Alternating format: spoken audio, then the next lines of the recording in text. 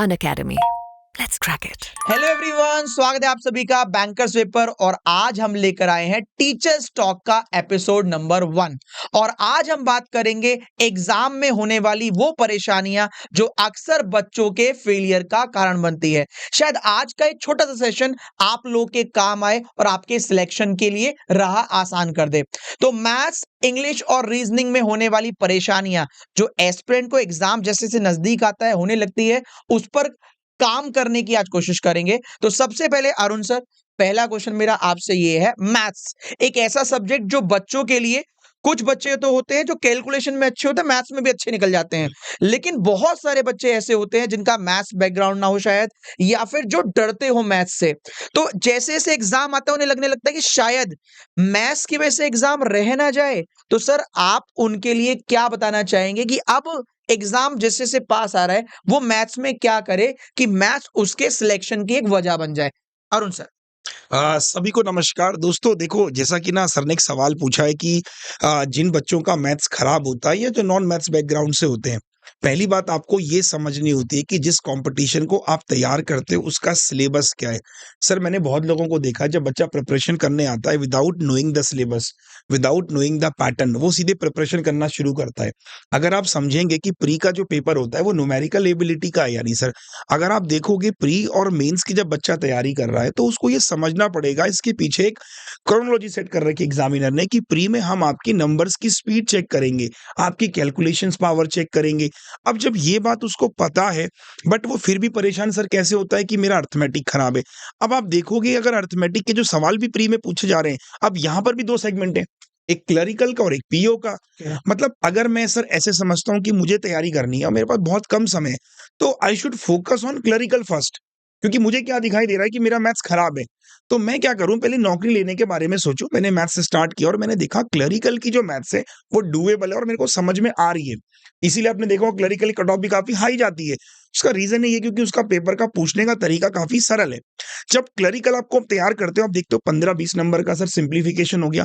मैं अपना एक शेड्यूल बनाऊं और मैं रोज सर ना सिंप्लीफिकेशन करूं। सर मैं आपको बताता हूँ, मुझे याद है जब मैं ऑफलाइन पढ़ाई करता था, एक बच्चा था वो 2014 की या 15 की बात मैं आपको बता रहा हूँ। वो क्या करता था, कोचिंग आता था सर 1 घंटे। उसने क्या किया, उस समय इतना क्रेज नहीं था कि मतलब मॉक और ये सब। वो क्या करता था, जो ऑफलाइन टेस्ट होते थे ना उनको जमा करता था, और वो खाली टाइम में, उसने कुछ पढ़ा नहीं था सर, वो क्या करता था खाली समय पे बस सवाल सोल्व करता था। उसने सिंप्लीफिकेशन के रोज इतने उसमें ऑफलाइन स्पीड टेस्ट में आते थे, करते करते करते करते करते ही सर आप बिलीव नहीं करोगे, करते करते ही वो कॉन्सेप्ट सीख गया कि कब किसको गुणा कैसे करना है। बोला अच्छा 25 को मैं ऐसे भी कर सकता हूँ, मैं इसको ऐसे भी कर सकता हूँ। तो प्रॉब्लम सर पहला आता है आपकी कंसिस्टेंसी का। दूसरा आता है, जैसे आपको दिखाई दे रहा है कि यार सिंप्लीफिकेशन डेली आ रहा, तो आप शेड्यूल में बांध लो कि यार हमें रोज करना ही करना है। एक समय ऐसा आएगा आप आंख बंद करके भी जैसे 25 छक्का, तुरंत दिमाग में 150 आ जाएगा। ये 25 जगह 150 कैसे आया, आप लगातार प्रैक्टिस में करते जा रहे हो। जब आप देखोगे कि सर आपने 15-25 दिन आपने ये कर लिया, एक सेगमेंट आपका इतना मजबूत हो गया जो बहुत कम समय में बनेगा। ठीक है सर। अब बात आती है अर्थमेटिक और डीआई की। आप अर्थमेटिक में अपने पहले वो चैप्टर निकालो जिसमें आप अच्छा हो। जैसे अच्छा भी सर, अब बच्चा कहता है सर मैं तो सब में ही खराब हूं, जबकि ऐसा नहीं होता। कुछ चैप्टर बहुत इंटरेस्टिंग होते हैं, जैसे परसेंटेज, टाइम एंड वर्क, मतलब दे आर वेरी इंटरेस्टिंग की रेशियो से बन रहे हैं, मजा आ रहा है, अच्छा ये गया वो गया। और इसके अलावा और भी जैसे मेंसुरेशन चैप्टर है, फार्मूला बेस्ड चैप्टर है, आपको पता है इसका फार्मूला लगा दिया आंसर आ गया। जब आप इस तरह से स्ट्रेटेजी प्लान करते हो कि पहले मैं वो करता हूं जो मेरे हो गए। अच्छा मैं क्या बोलता हूं सर, ब्रूस ली की एक लाइन आपने सुनी होगी कि 10,000 मूव मत सीखो, एक मूव को 10,000 बार करो। आप क्या करते हो, 10,000 लोगों को देख रहे हो या 10 लोगों को देख रहे हो, उनकी अप्रोच, आप कंफ्यूज हो जाओगे। आपने एक चैप्टर पकड़ना है, 2 चैप्टर, 3 चैप्टर, भाई दिन रात उसी को करो सर। आप खुद सोचो कितना कॉन्फिडेंस आ जाएगा बच्चे को। वो परसेंटेज ही लगा जरा पुनीत सर, उसने परसेंटेज यहाँ दिख रहा, परसेंटेज एसएससी का, परसेंटेज रेलवे का, भाई कितना, क्योंकि एग्जामिनर के पास भी तो लिमिटेड कंटेंट है, वो भी तो यहीं से क्वेश्चन दे रहा है। तो वो बच्चा मेंटली तैयार हो जाएगा कि यार मैंने इतना परसेंटेज कर लिया। तो ये स्ट्रैटेजी है, ऐसी आपका डीआई है। तो मोर फोकस सर क्या होता है, बच्चे को मैथ टफ क्यों लगता है, जब वो सोचता ज्यादा है, करता कम है। आप केवल सोचते रहो मैथ खराब है, मैथ खराब है, मैथ खराब, सर इससे खराब ही हो जाएंगी चीजें। आप ये सीखे, ठीक है भाई जो चीज खराब है मैं इसको एक्सेप्ट करता हूँ। अच्छा सर एक बात आप बताओ, खराब है बिल्कुल सही है। आप कट ऑफ देखोगे मेंस की, मैं अगर बात करता हूँ स्पेशली पीओ मेंस की, आईबीपीएस पीओ मेंस गया 5 नंबर 6 नंबर, कि वो आपसे ये नहीं कह रहा कि आप पूरे मार्क्स लेके आओ। सबके लिए टफ है वो, आपके लिए केवल आपके ये लिए चीज टफ आपको नहीं। समझनी पड़ेगी कि आप कोई अलग से आपका इम्तिहान नहीं लिया जा रहा है बिल्कुल ना। सही, अगर कट ऑफ मैथ्स में प्री की मैं कह रहा हूँ 30 नंबर जा रही, तो सभी 30 नंबर ला पा रहे तभी जा रही है। बिल्कुल सही। तो आपको मेरा सजेशन क्या है कि लास्ट समय पे पहले तो आपको बचना है ओवर थिंकिंग से सर। सोचना बिल्कुल बंद। आप बिल्कुल मत सोचिए आपके मॉक में नंबर नहीं आ रहे। बंद करो आज से, स्टॉप थिंकिंग। बस आपके पास जो आपका सिलेबस है उससे ही करो, उससे ही रिवाइज करो, इस विश्वास के साथ कि पेपर यहीं से आ जाए। तो अरुण सर ने काफ़ी अच्छे-अच्छे पॉइंट्स बताए, जो मैं इनकी बात से समझ पाया वो ये है, सबसे पहले आप ईज़ी टॉपिक को पकड़िए, कैलकुलेशन वाले, अप्रॉक्सिमेशन, नंबर सीरीज़ उन पर काम कीजिए, तो आपका डर लगना बंद हो जाएगा। उसके बाद आप अरिथमेटिक और अरिथमेटिक पर वहाँ जाइए जो आसान टॉपिक हो, जो रेगुलर लाइफ में भी आप यूज़ कर रहे हैं। इससे आपको फेथ जनरेट होगा और फिर आप अच्छी चीज़ों पर जाएँ और एक मेंटर आपको मिले हुए यार अरुण सर, मैं देखता हूँ सर आप सुबह भी क्लास लेते हो इनके लिए, शाम को भी क्लास लेते हो, तो बच्चे फॉलो कीजिए सर को और सर की गाइडलाइन को मानिए। एक और मेरी सलाह, अभी इंग्लिश पर भी आएँगे, बस एक लास्ट मैं पर्सनल ओपिनियन सर आपसे पूछकर ही दूँगा, क्या मैथ में भी एक काम करते हैं, मान लेते हैं बच्चे जैसे बोलता है कि सर कुछ क्वेश्चन मुझसे लग नहीं रहे हैं, तो उन क्वेश्चन को सर वो इंग्लिश में भी हो, रीजनिंग में हो, मैं तो ये सलाह देता हूँ कि उन क्वेश्चन को एग्ज़ाम आगे अलग कर लो आप, जो आपसे बार-बार गलत हो रहे हैं या नहीं हो रहे हैं, उससे क्या होगा एग्ज़ाम से पहले अगर उसको देख कर जाओगे, तो आपकी वो गलतियाँ भी होने बंद हो जाएगी। तो ये रीज़निंग में भी काम करता है, मेरे ख्याल से इंग्लिश और मैथ में भी ये काम करेगा। लास्ट टाइम तो सिमिलर ही है हाँ, सच में। तो ये आप कर सकते हो। अब बात करते हैं मैथ्स का, आपको हो गया। इंग्लिश, एक ऐसा सब्जेक्ट या तो बच्चा बोलता है मेरा बहुत अच्छा है, या बोलता है मेरा बहुत खराब है, और कहीं न कहीं सर वो कंसंट्रेशन उसको पहले माइंडसेट, जैसे सर ने बोला कि पहले ही मान लिया कि मुझसे तो होना ही नहीं है। तो सर पहले तो मुझे ये पता करना है कि बैंकिंग में जो इंग्लिश आती है, वो क्या वाक़ई में ही बच्चे को डराने वाली आती है, कुछ नया आने वाला होता है, या वही आती है जो हमने अभी तक 10th 12th या ग्रेजुएशन या उससे पहले पढ़ ली होती है? और इसको किस तरीके से सँभल के आया जाए? और एक ख़ास तौर से उन बच्चों के लिए जो आज वीडियो देख रहे होंगे और ये सोच रहे होंगे कैसे मैं पास हो जाऊँ सर? विशाल सर कोई ऐसी बात बता दो, बस पास करा दो मुझे तो। तो सर आपके क्या टिप्स रहेगी उन बच्चों के लिए जो पास होना चाहते हैं और जो अच्छे मार्क्स लाना चाहते हैं, दोनों के लिए सर? सर देखिए है क्या कि ज्यादातर बच्चों के ना दिमाग में एक साइकोलॉजी बन जाती है। दो तरीके के स्टूडेंट है सर अपने पूरे देश में। एक तो ऐसे हैं जो पहले से ही इंग्लिश मीडियम बैकग्राउंड से रहे और दूसरे हमारे स्टेट बोर्ड वाले। अब जब बच्चा यूट्यूब पे ढूंढता है ना कि किसी ने सिलेक्शन लिया सक्सेस स्टोरी, तो जैसे ही वो ऐसे बच्चे को देखता है जिसका ना इंग्लिश मीडियम बैकग्राउंड रहा और जो बच्चा देख रहा है उसका स्टेट बोर्ड है, तो पता है वो वहीं पर पहले हार मान जाता है। कहते हैं यार इसकी तो कोई बात क्यों ही सुनूं, इसकी तो इंग्लिश पहले से ही अच्छी थी। हम लोग कह देते हैं ना कि कोई अगर अमीर आदमी है, उसने अगर कुछ अच्छा काम किया और अमीर हो गया, वो कहते हैं यार वो तो पहले से पहले अमीर से था, सही बात। उसके पास तो सारे सोर्सेस थे। ऐसी बच्चे को लगता है यार ये तो पहले से ही अच्छी इसको एजुकेशन थी, सारे सोर्सेस थे, और वो उसकी बात नहीं सुनता और उसकी बात को नेगेटिव ले लेता है। दूसरा सर बच्चा जो है स्टेट बोर्ड से, लेकिन उसने कहा कि हाँ मैंने पढ़ाई करी है, मैंने रीडिंग भी करी है, मैंने क्लास भी करी है, तो जब उसकी बात सुन के बच्चा पढ़ने बैठता है तो वहां पर वो डिमोटिवेट हो जाता है, क्योंकि उसने देखा वीडियो में कि मैंने ऐसा किया मेरा स्कोर आ गया, और यहाँ बच्चे का स्कोर नहीं आ रहा होता है। वो रीडिंग भी कर रहा होता है, वो ग्रामर भी पढ़ रहा होता है, और हर दिन उसे लगता है कि ये वर्ड जो मैंने देखा वो सर नया है। तो बताए प्रॉब्लम मैं आपको बताता हूँ क्या है। जैसे अभी सर ने कहा ना, प्रैक्टिस करता गया बच्चा, करता गया, फिर उसे पता चल गया कि यार ये तो ऐसे नहीं ऐसे भी हो सकता है, ऐसे नहीं ऐसे भी हो सकता है। अब सर बहुत से ऐसे इंग्लिश के वर्ड्स है जो हम बोलते हैं आम बोलचाल भाषा में, बहुत से ऐसे लोग हैं जो पढ़े लिखे नहीं है और वो वर्ड्स बोलते हैं इंग्लिश के आम बोलचाल भाषा में, उन्हें पता नहीं है, बट वो समझते हैं, बोलते हैं, क्योंकि वो प्रैक्टिस में आ गया। अब ये तो आपको समझना पड़ेगा कि एक कंपटीशन है, कोई सर 10th होता कि जिसमें हमने कहा 60% आ गया तो आपकी फर्स्ट डिवीजन बन गई। इसमें तो सिलेक्शन लेना है, तो कॉम्पीट करना पड़ेगा। कॉम्पीट करने के लिए आपको उतनी तो मेहनत करनी पड़ेगी जितनी मेहनत कोई आपका कॉम्पिटिटर कर रहा है, एटलीस्ट उतनी करनी पड़ेगी। उतनी मेहनत नहीं करोगे तो पीछे हो जाओगे। तो पहली बात तो ये है कि जो भी आप देख रहे हैं ना यूट्यूब पर अलग अलग स्टूडेंट ने बताई, वो उनकी पर्सनल स्ट्रैटेजी है ना। उसी तरीके से आपकी भी एक पर्सनल स्ट्रैटेजी है, बट एक कॉमन फैक्टर है जो सभी में है। जैसे कि जब हम एक तैयारी करते हैं तो इंग्लिश को 3 पार्ट में डिवाइड करते हैं। पहला वोकैबुलरी, दूसरा रीडिंग, और तीसरा होती है हमारी ग्रामर। ग्रामर वही है सर जो आपने कहा 10th तक हमने पढ़ी। ग्रामर में एक रूल भी एक्स्ट्रा नहीं है।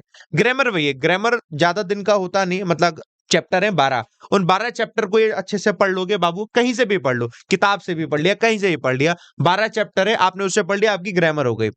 प्रॉब्लम यही है सर, उन 12 चैप्टर में अगर 3 महीने तैयारी करते हैं बच्चे, तो 2.5 महीने वो ग्रामर ही पढ़ रहे होते हैं। सर प्रॉब्लम यहाँ आ जाती है, क्योंकि वो रूल है ना, वो रूल को ही पढ़ रहे हैं क्योंकि मजा आता है। आपने कहा ना कुछ चीजों में मजा आता है, लेकिन वो मजे में स्कोर नहीं आता ना। पास कैसे होना है आपको, तो पास होने के लिए ग्रामर 12 चैप्टर है, 12 चैप्टर के लिए आप एक काम करो, मैक्स टू मैक्स अगर आपको लेना है 20 दिन ले लो। सर 20 दिन में 12 चैप्टर हो हो जाएंगे। ऐसा नहीं कि आपको बहुत आंधी तूफान याद करना है। मेजर चीज याद करने की वोकैबुलरी है, उसको हर दिन पढ़ना पड़ता है। आप हर दिन पढ़िए। हर दिन पढ़ने का तरीका, प्रीवियस ईयर पेपर, जो मॉक पेपर होते हैं, जितने भी पेपर मेमोरी बेस्ड पेपर होते हैं, आप उन पेपर को उठाइए और जितने भी प्रीवियस अभी तक एंटोनम सिनोनिम आया है, बस आप उनको रट के चले जाइए। सर अगर आप भी उठा के देखेंगे तो आप कहोगे कि ये तो मैंने पढ़ा है अभी थोड़ी देर पहले ही किसी पेपर में, ये तो अभी थोड़ी देर पहले मैंने पढ़ा है। तो असल में एसएससी में भी कुछ वर्ड ऐसे होते हैं जो रिपीट होते हैं, क्वेश्चन रिपीट होते हैं, सेम एज बैंक में भी वर्ड्स रिपीट होते हैं।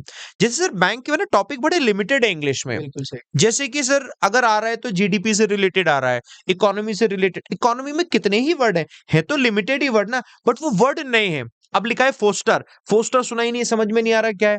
एनकरेज सबने सुना है, फोस्टर गड़बड़ कर रहा है। तो ऐसे वर्ड हैं जो कि होते नॉर्मली है। अगर आप 1 महीने की भी रीडिंग करते हैं ना, जितने भी द हिंदू के न्यूज़पेपर के एडिटोरियल में कराता हूं, आप एडिटोरियल रीडिंग करते हैं ना, तो धीरे धीरे एक टाइम आएगा आपको लगेगा यार ये वर्ड मेरे को आ रहा है। सर आज तो मुझे कोई ऐसा वर्ड लगा ही नहीं जो नया है। जिस दिन ये आने लग जाएगा बच्चे का सिलेक्शन होने लगता है। काम एक ही करना है। अब बच्चे को जब दिक्कत होती है, सर आपने कहा कि यार जो टाइप के क्वेश्चन नहीं आते क्या करें।